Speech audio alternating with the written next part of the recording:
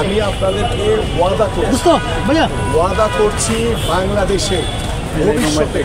কোনো cricket board বলে, কোনো ফেডারেশন বলে, কোথাও কোনো রাজনীতিকরণ, দলীয়করণ করা হবে না। আমি বলছি, আমরা গত 17 বছরে যে শিক্ষা পেয়েছি, যে স্বৈরাচারী আচরণ দেখেছি, বাংলাদেশে আর কোনো স্বৈরাচার আসুক সেটা আমরা চাই না। এবং এটার অন্যতম কারণ হচ্ছে যে স্পোর্টস হচ্ছে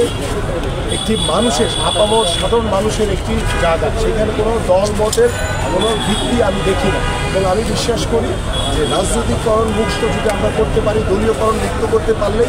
বাংলাদেশের যারা অরিজিনাল মাঠের যারা ক্রীড়া সংগঠন, তাদেরকে নিয়ে আমরা প্রত্যেকটি ক্রীড়া ফেডারেশন,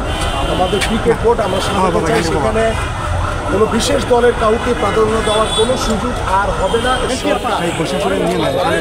স্পোর্টসে দলীয়করণ এবং রাজনৈতিকরণের মাধ্যমে বাংলাদেশের স্পোর্টসকে ধ্বংস করে ফেলেছে এবং আটকা বাড়িয়ে ফেলেছে। আজকে বাংলাদেশের ছাত্র এবং জনতা গণ-অভ্যুত্থানের মাধ্যমে এই দীর্ঘ 17 বছরের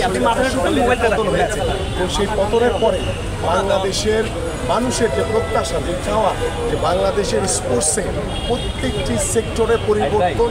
অনতিবিলম্বে দরকার এবং সেই প্রয়োজনীয়তা অনুভব করে আমাদের আজকে এবং স্পোর্টসের যে সংগঠকরা রয়েছেন, আমরা তাদেরকে সাথে নিয়ে আপনাকে মানববন্ধন রয়েছে এবং আমাদের দাবি হচ্ছে যে এই ক্রিকেট বোর্ডের যারা পরিচালক রয়েছেন তারা অনতিবিলম্বে পদত্যাগ করে, স্বেচ্ছায় পদত্যাগ করে, যেহেতু আইসিসির কিছু রুলস রয়েছে এবং সেটা আমরা দ্রুত বর্তমান যে অন্তর্বর্তীকালীন সরকারের যে উপদেষ্টা রয়েছেন তার সাথে বসে আলোচনা করে নতুনভাবে একটি ফরমেট করে আইসিসির যে নিয়ম রয়েছে সেই নিয়ম মাফিক আমরা কাজ করে আমরা ইলেকশনের মাধ্যমে নতুন একটি বডি দাবি করছি এবং সেই বডির মাধ্যমে বাংলাদেশের ক্রিকেট ভবিষ্যতে এগিয়ে যাবে সেটা আমরা প্রত্যাশা করি। ভিতরে আমাদের এখানে ক্রিকেট বোর্ডের দায়িত্বশীল তেমন কোনো কর্মকর্তা আমরা পাইনি, বাট এখানে যে ম্যানেজার রয়েছেন একজন রাসেল সাহেব এবং এখানে গ্রাউন্ডস কমিটির একজন ছিলেন এবং আমাদের যে আর্মি যিনি কমান্ডার হিসেবে দায়িত্ব পালন করছেন টোটাল উত্তরের এখানে তিনি ছিলেন। তাদের কাছে আমাদের যে দাবিগুলি আমরা সেখানে লিখে এসেছি যে আমরা এই কমিটি না ভাঙা পর্যন্ত আমাদের যে আওয়ামী সরকারের যে উন্নয়নমূলক যে কাজগুলো রয়েছে,